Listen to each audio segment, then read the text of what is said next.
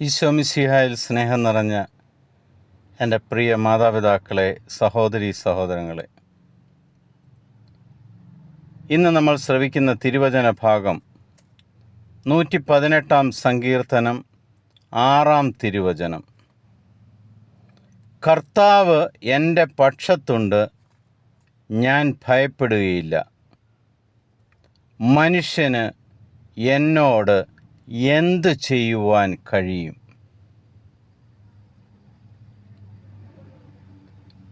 ഉറച്ചു വിശ്വസിക്കുക ദൈവമക്കളെ, കർത്താവ് നിങ്ങളുടെ കൂടെയുണ്ടെങ്കിൽ ഈ ഭൂമിയിലെ മനുഷ്യന് ഒന്നും നിങ്ങളെ ചെയ്യുവാൻ സാധിക്കുകയില്ല.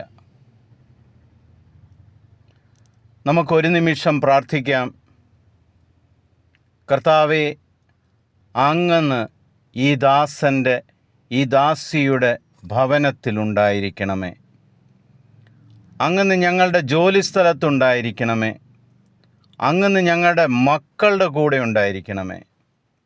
അങ്ങ് ഞങ്ങളുടെ വസ്തുവകകളിലുണ്ടായിരിക്കണമേ.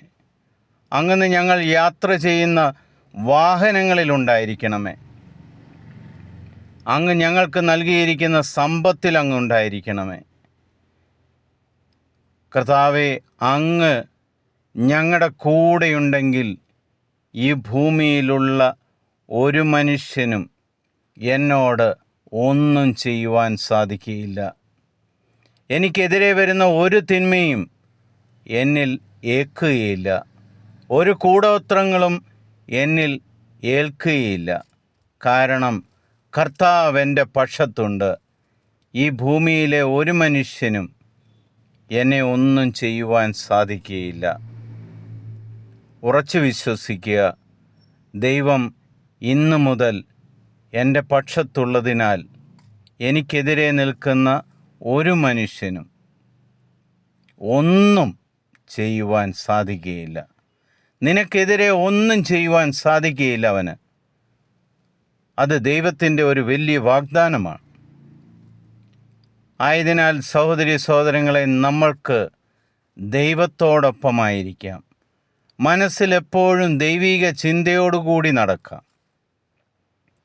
മനസ്സിലെപ്പോഴും കർത്താവിനോട് അടുത്തതെന്താണെന്ന് ചോദിച്ച് നമുക്ക് നീങ്ങാം.